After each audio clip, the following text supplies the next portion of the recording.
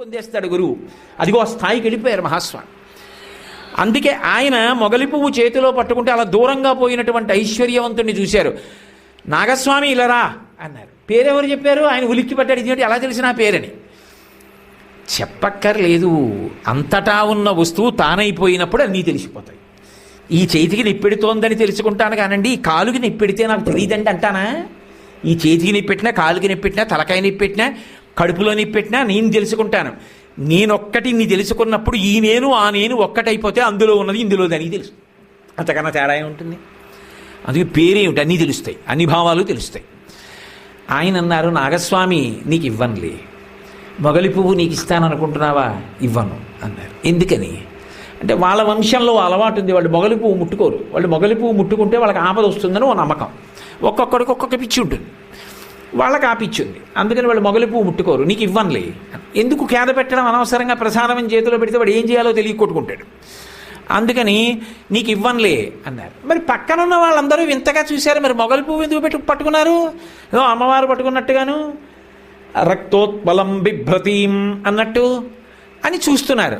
ఆయన అన్నారు, ఒక ముసలి సువాసిని ఒక అరగంటలో ఈ మొగలి పువ్వు కోసం పరిగెత్తుకొస్తోంది, అందుకు పట్టుకున్నాను అన్నారు.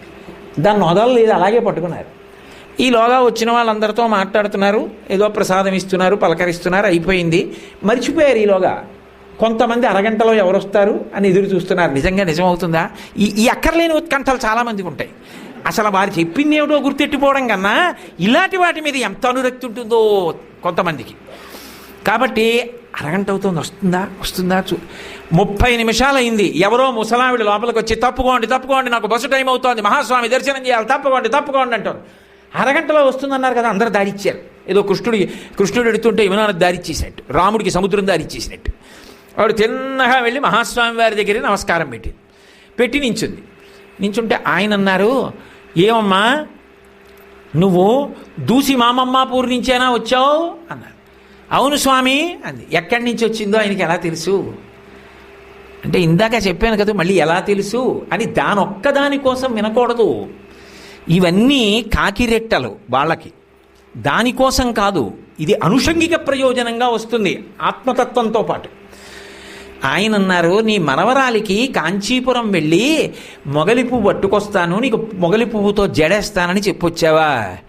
ఇంటి దగ్గర నీ మనవరాలు ఎదురు చూస్తోందా? కాంచీపురం అంతా వెతికినా నీకు మొగలి పువ్వు దొరకలేదా? పేరిందేవి అమ్మాళ్ళ దగ్గర నుంచి మొగలి పువ్వు వచ్చిందిలే, పట్టుకెళ్ళి నీ మనవరాలికి జడేయి అని ఇచ్చారు. ఆవిడ కళ్ళకద్దుకుని పొంగిపోయింది.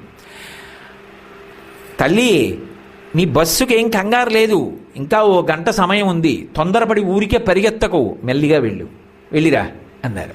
ఆవిడ వెళ్ళిపోయింది. స్వామి ఆ మొగలి పువ్వు ఆవిడికి ఇచ్చారు. అక్కడ ఉన్న వాళ్ళందరూ మిగిలిన విషయాల కన్నా దీనికి ఎక్కువ ప్రాధాన్యత ఉంటుంది సహజంగా. ఆయనకి ఎలా తెలిసింది? ఆ ముసలావిడ వస్తుందని ఎలా తెలుసు? ఆవిడ ఏ ఊరి నుంచి వచ్చిందో ఎలా తెలుసు? ఆవిడకు మొగలి పువ్వు కావాలని ఎలా తెలుసు? మనవరానికి ఇస్తానని చెప్పి వచ్చిందని ఎలా తెలుసుకున్నారంటావు? మహానుభావుడండి అని చెప్పలేసుకు దండం పెట్టేవాడు ఓడుంటాడు. ఏమండో గబుక్కుని నమ్మకూడదు, ఇందులో ఏవో ఉంటాయో తెలుసా అండి అనేవాడు ఓడుంటాడు. దీనికి ఉన్నంత ప్రాధాన్యత అసలు ఇది ఎలా వచ్చిందన్న దాని మీద ఉండదు. అది చమత్కారం. అయితే అసలు ఈ లీల చేయడం ఎందుకైనా, ఇవన్నీ తెలుసుకోవడం ఎందుకు, మొగలి పువ్వుకు నించోవడం ఎందుకు అంటే, ఇక్కడ మీరు ఒక్క విషయాన్ని బాగా గ్రహించాలి. అది వద్దన్న వస్తుంది, దాన్ని ఈ విషయంలో ప్రకటించాలనే ఉండదు. వారి కారుణ్యం వారికి లోపల గోచరించింది. ఒక ముసలావిడ చిన్న కోరికతో తిరుగుతోంది, చిన్న బుచ్చుగా నెడుతుంది, మనవరాలు ఏడుస్తుంది. జడ ఇదైపోయాను మొగలి పువ్వుతో అని ఆవిడ ఏడుస్తుంది. కాంచీపురం వచ్చి నవరాత్రుల్లో ఒక ఆవిడ పువ్వు దొరక్క వెళ్ళిపోవడమా? ఒక ముసలి సువాసిని సంతోషంగా వెళ్ళాలనుకున్నారు. ఆవిడలో కామాక్షిని చూశారు, పువ్వు ఇచ్చి పంపించారు. అంతే.